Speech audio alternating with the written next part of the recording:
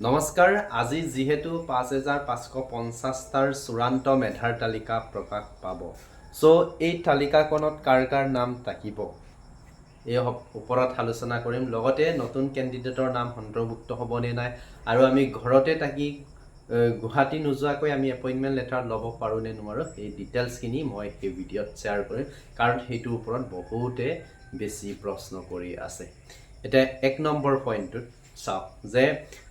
second provisional merit listৰ নাম আছে এতিয়া চূড়ান্ত মেধাৰ তালিকাখন অৰ্থাৎ ফাইনেল মেৰিট লিষ্টত নাম থাকিব নে নাই 100% থাকিব যদি আপোনালোকৰ হুইটেল আইছিলে যদি হুইটেলত গৈ আপোনালোকে যিখিনি ডকুমেন্টছ বিচাৰিছে তেতিয়ালে 100% থাকিব আৰু যিসকলৰ কোনো হুইটেল নাছিলে কোনো ৰিমাৰ্কস নাই তেনে পাৰ্টি সকলৰটো একো প্ৰবলেমেই নাই কিন্তু হুইটেল অহা ক্যান্ডিডেটসকলে যদি বিচৰা প্ৰপাৰ ডকুমেন্টছ কিনি যদি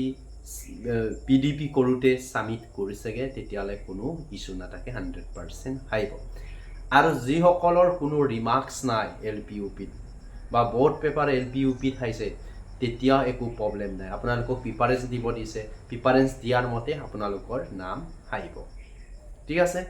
সেকেন্ড পইণ্ট যে এবাৰ চূড়ান্ত মেধাৰ তালিকাত নাম নতুন পাৰ্টিৰ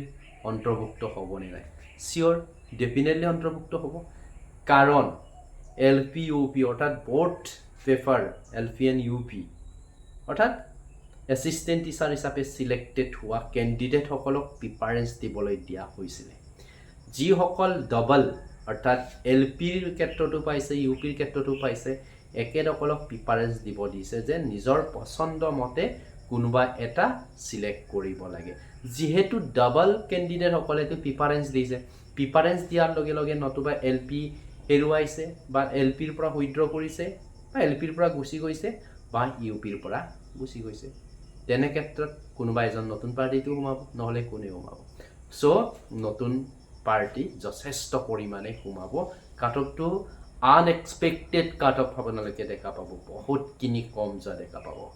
এইবাৰ আপোনালোকে চাব আজি যেটো ফাইনেল বা চূড়ান্ত মেধাৰ তালিকাৰ কাটঅফ ওলাব সেই কাটঅফটো দেখি আপোনালোকে খুব ভাল পাব বহুত কিনি নম্বৰ কমি যাব এলপিইউপি দুইটাৰ ক্ষেত্ৰতে কাৰণ বহুত আছে মই কাৰণখিনি বিশেষ ক'ব নাযাওঁ কিয় কমিব ওকে তাৰ পাছতে এপইন্টমেন্টটো যেহেতু 9 নৱেম্বৰ তাৰিখে গুৱাহাটী খানাপাৰাত দিব সো তাত নোযোৱাকে আমি ঘৰতে থাকি এপইন্টমেন্টটো ল'ব পৰা হয় নে পাৰে কিন্তু আমি যেতিয়া এপইন্টমেন্ট লৈছিলো তেতিয়া ওয়েবসাইটৰ পৰা ডাউনলোড কৰিব দিছিলে কিন্তু আমিও গুৱাহাটী গৈছিল বা দুদিন মানৰ আগত যিসকল সিটেড পিটিশনাৰ আছিল একেদকলেটো গুৱাহাটী যোৱা নাই ওয়েবসাইটত দিছে ওয়েবসাইটৰ পৰা নিজৰ পাছৱৰ্ড এপ্লিকেন্ট আইডি লগইন কৰি পেলাই ডাউনলোড কৰিছে কৰিব পাৰে কিন্তু ইমান এটা ডাঙৰ চাকৰি আপোনাৰ সপোন পূৰ্ণ হৈছে তেনে ক্ষেত্ৰত আপুনি যদি গুৱাহাটী গৈ হেদিন কষ্ট কৰি যদি এপইন্টমেন্ট লেটাৰটোৰ কাৰণে যাব নোৱাৰে তেতিয়ালে আপুনি কি চাকৰি কৰিব